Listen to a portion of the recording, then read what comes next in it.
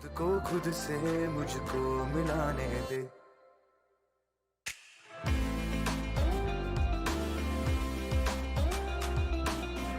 Under the Neem, I can say, is my little baby because so typically no one from my family is from the hospitality industry, and the reason why Under the Neem began is because we run this hotel called Karma Chalets. So my dog's a part of this. So the hotel Karma Chalets is a boutique hotel, and this is located inside Karma Lakelands.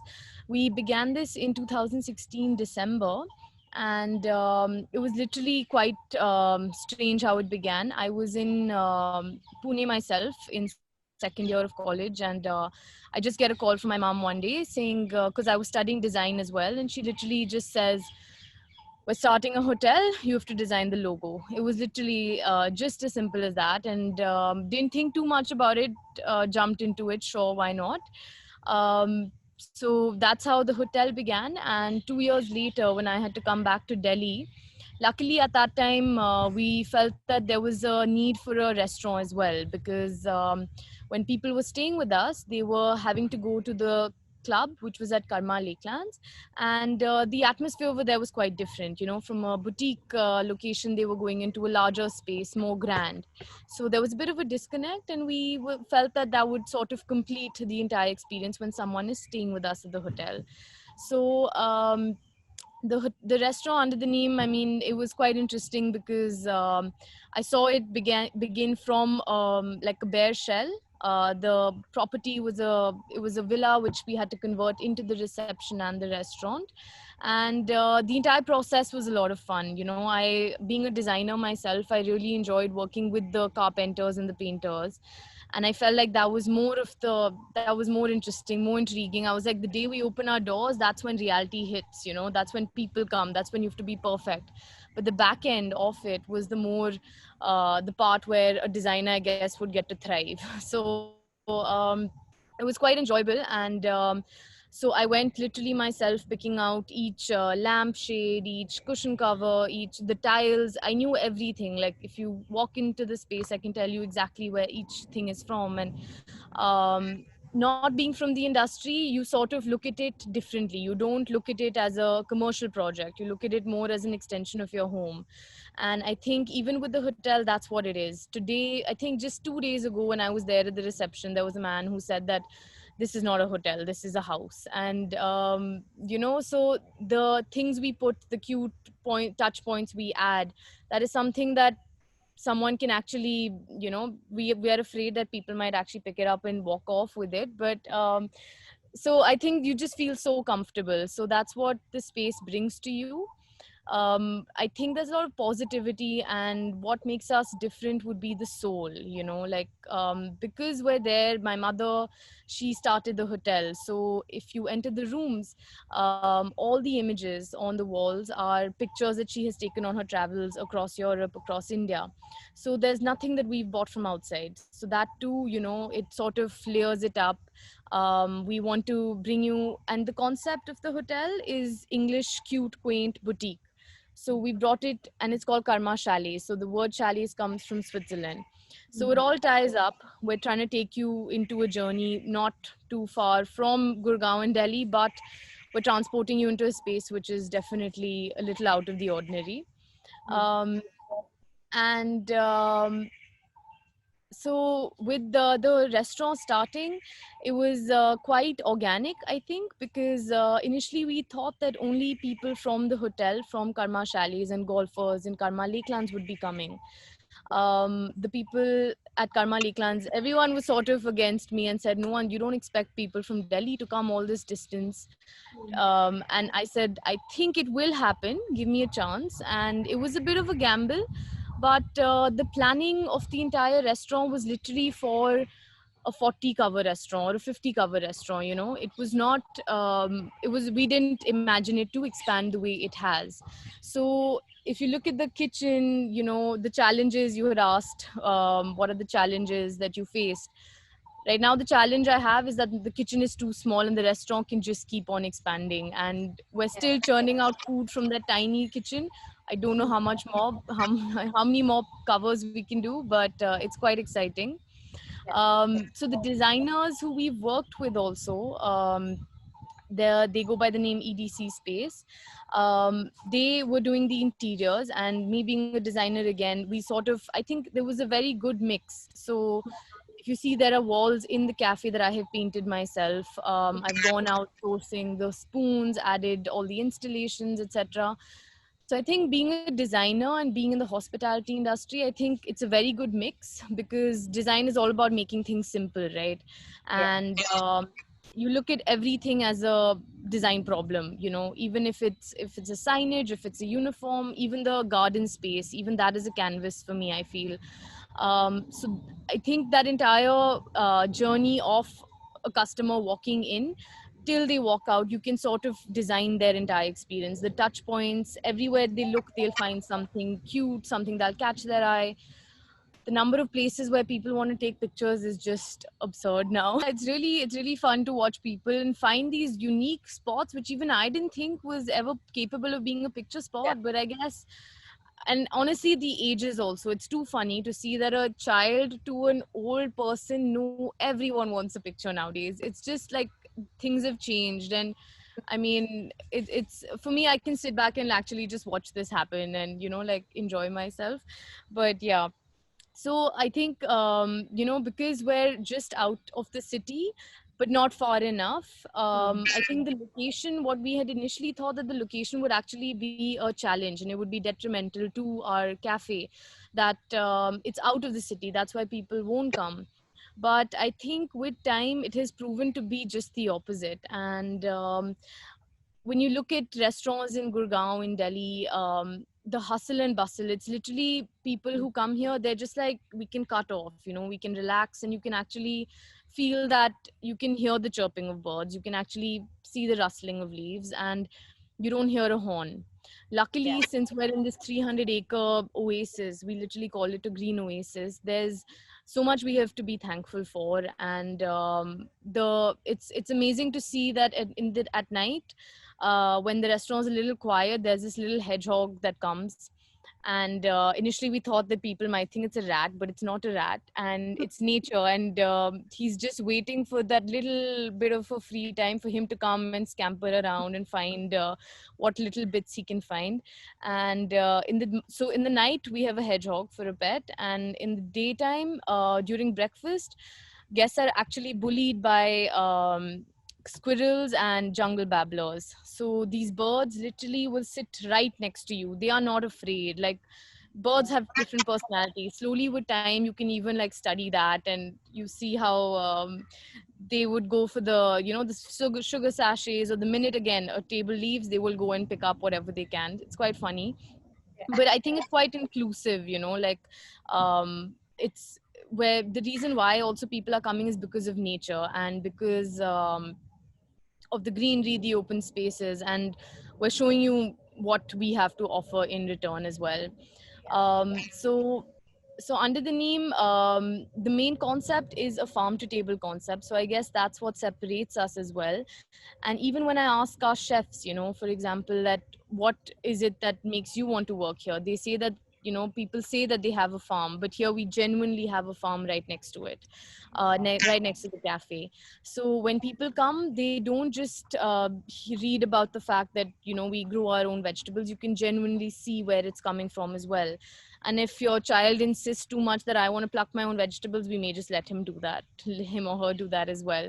So I think when I say it's an extension of our home, literally my Mali bhaiyas from our house have gone there and they're working over there.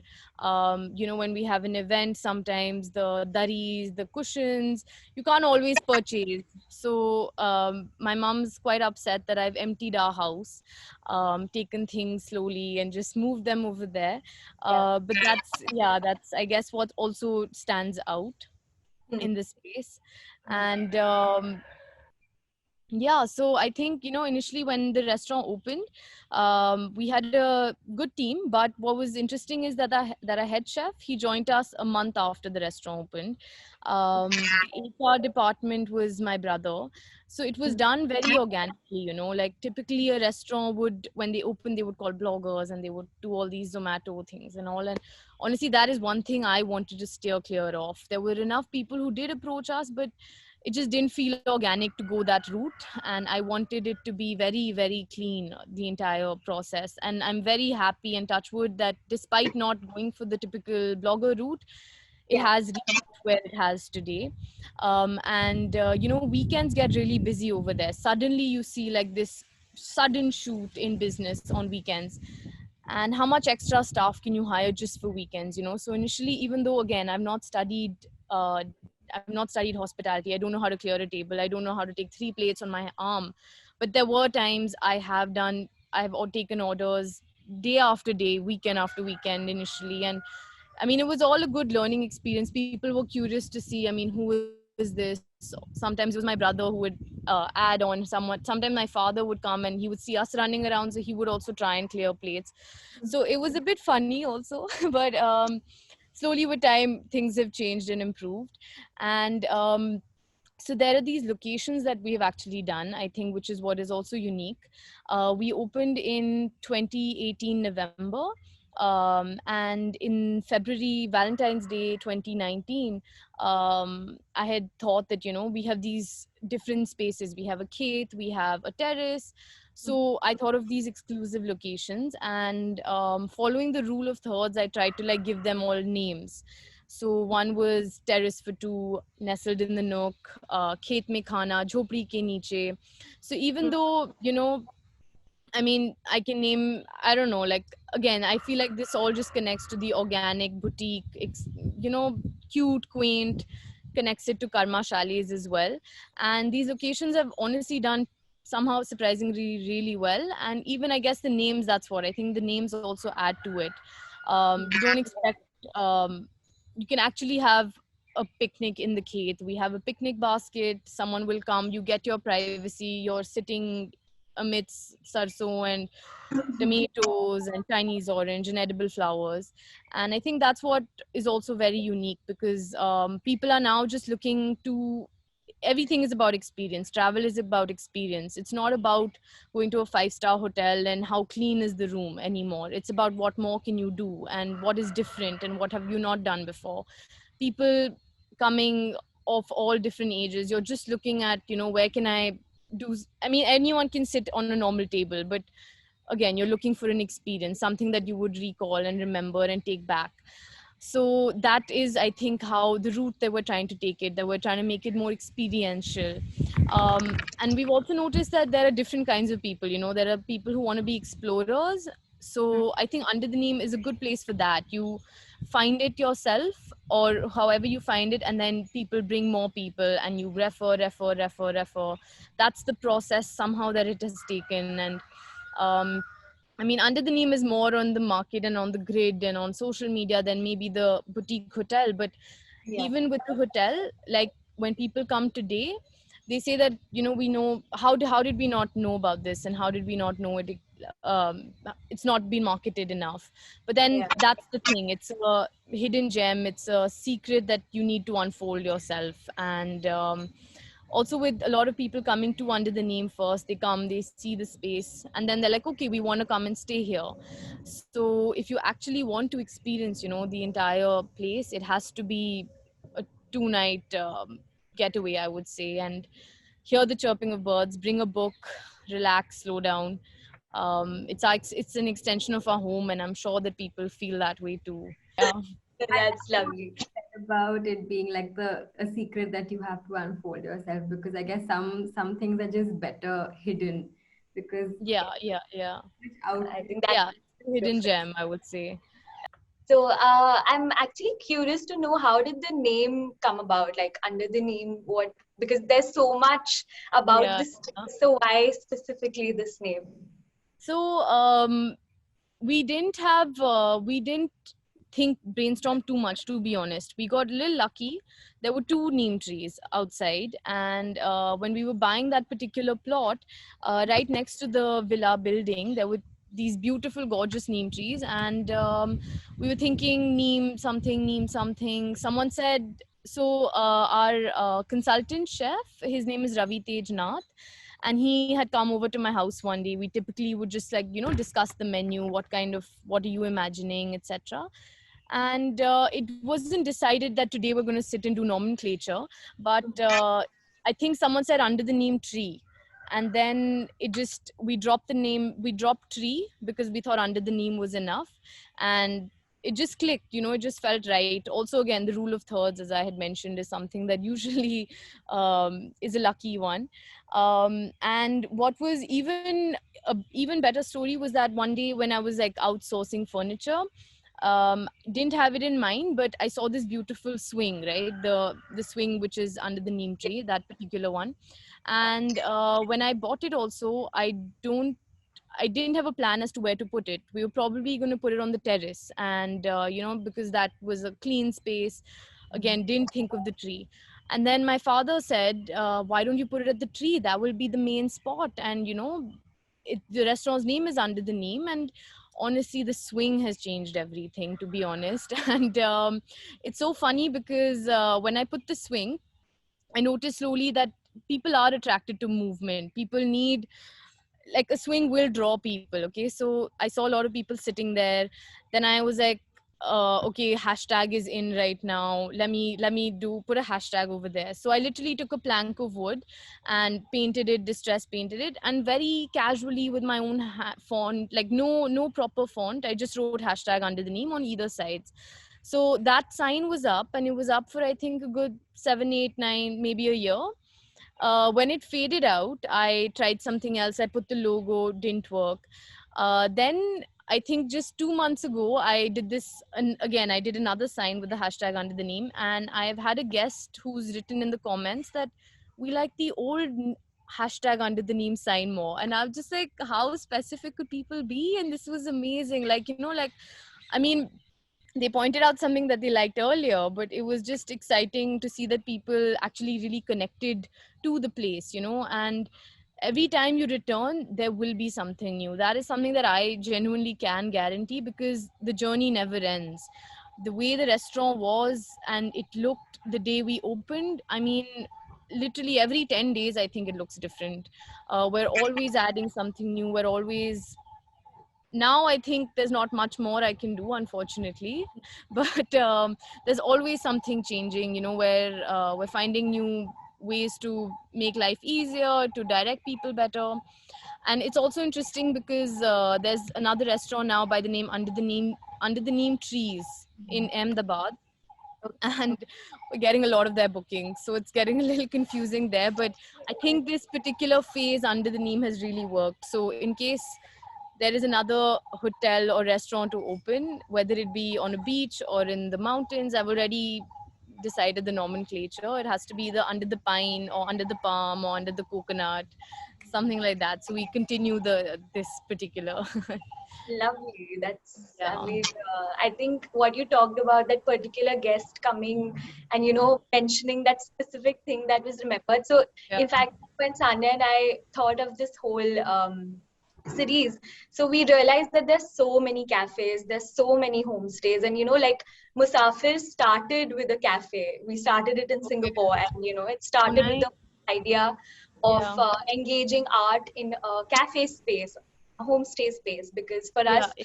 it's all about the informal setting but with a formal purpose, and how people can bounce off each other's energy in a very creative space. So Correct. that's how the whole idea came about. So what you said about picking up the things that you like, and Yeah. everything being coming out of your own heart. So I think Yeah. that is what even we look at, and that's what, that is the vibe we got from the social media page that we saw. So I think that in itself speaks so much. So it's really beautiful in terms of how you're creating that connect. And so yeah, lovely. And in terms of so when we come to the whole arts aspect Yeah. of it, do you engage artists on a regular basis, or how does it? So we've worked with designers obviously to to create the space. I would say that artists are also just discovering it themselves, because I have people who've come and then they want to know who has done the space, then they want to meet that person, and then they want to contribute to the existing space in some way, I haven't had to make so much of an effort, but we have this little shop called the Trunk Shop. So over there I encourage different artists. So it's a boutique shop which where there's nothing standardized, there's nothing fixed. So there would be some products from different people, some macrame, some glass art, some wooden pieces that have been designed by, again, some I have done at my house as well. So that is one kind of way I can see. And also, like, people, if you're a architect or a lighting designer or a interior designer, I think this is a space that people come to and they also draw inspiration from.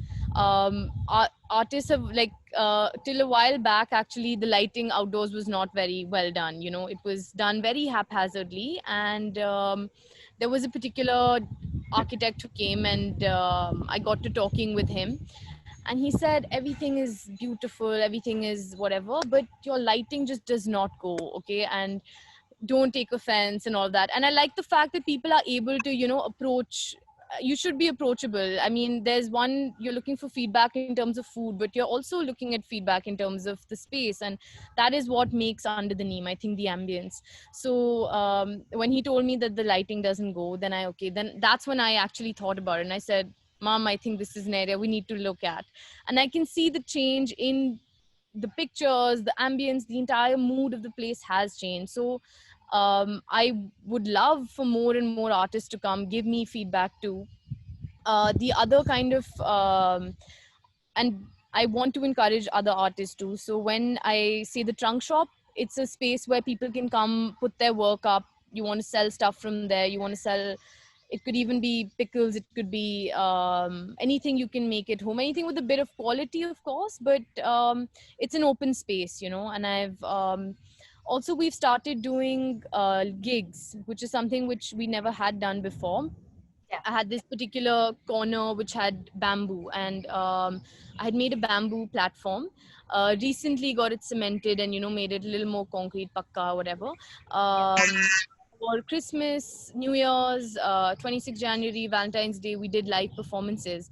But otherwise, the main idea for that space, and the reason why it's a little in a corner, is that it's a place to jam. So you don't have to, even if a guest has come, a room guest, and they brought their guitar, they brought maybe a djembe or something, you can go use that space. People can jam, people can sit around.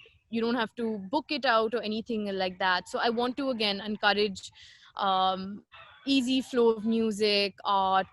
It's a different kind of art, but I am looking at, not something like Sofa or something like Unplugged.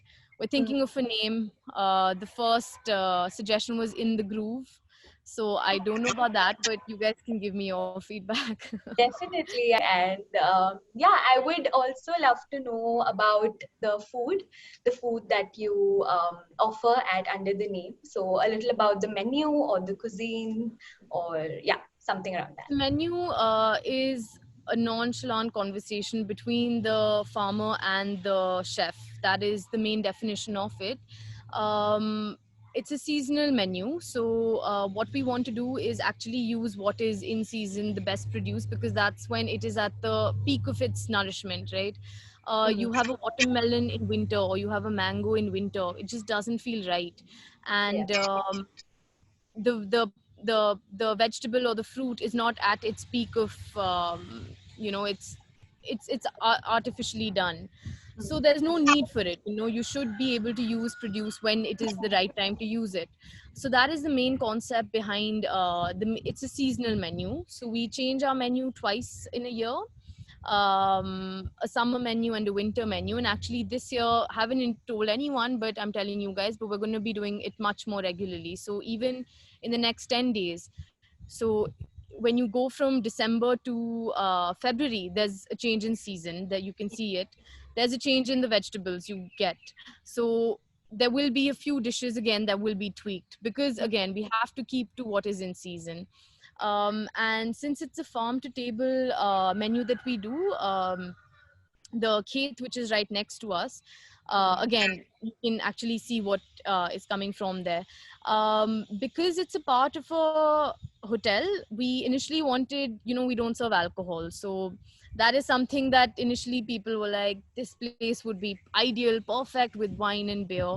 But honestly, being there, the ambience, the organic feel that you get without alcohol, I think we're good. We're clean without it. And what's exciting is that people are still coming without alcohol, and you can show them that you can have a good time without it. So we want you to focus on the freshness of the produce, and we want you to, appreciate the edible flowers that we use and the ambience more than being intoxicated. So we couldn't do a specific, we can't only do Italian or only pan Asian, because it's a part of a hotel. So being a part of a hotel, you have all kinds of crowd, right, that come. People really appreciate our Indian cuisine at Under the Neem, I can say. But we have a few dishes like chatar patar, which is a chaat platter, which is highly spoken of. The meze platter is called boulevard, and it's the best probably sharing platter. I think it's the best baba ganoush I've ever had. It's like a little smoked. We're looking at always improving our menu. We're using more edible flowers. We're trying to do a lot of mocktails with kombucha. So again, when we do brunches, again, without alcohol, you still want something that could be a little fizzy, maybe not a lassi with a brunch. But so the kombucha works really well. You just have to infuse it with a bit of some ingredients, and honestly, you will not miss your alcohol. I can guarantee you that. So we're trying to use people from in and around Delhi who are niche, who are doing good, who are also helping and supporting farmers, who are helping inculcate good habits, inculcate good lifestyles. So that is something we're trying to do. And we've done a few events with Sangeeta Khanna. We've had Mariam Reshi over, and what Mariam Reshi honestly picked on was we have this white marble, and this is in the outdoor space. And what I did was I got a blue inlay work of the leaves that we have under the Neem's logo. So we have two leaves. I flipped them over, and I've done an inlay work of that, and that is something that she was just gaga over. So I just like the fact that people, see the tiny details, and you can actually concentrate on what is unique. And I think that resonates with the food as well. The platters we have, some of them have been made in house. Our glassware, our everything is chosen very specifically for the mood, for the menu. I made a trip to Khurja myself with my mother to pick up the cutlery. So it's all a good learning experience also, just being in the hospitality industry when you're not from it. Oh, there's so much to learn, and it's a hell of a job. Yeah.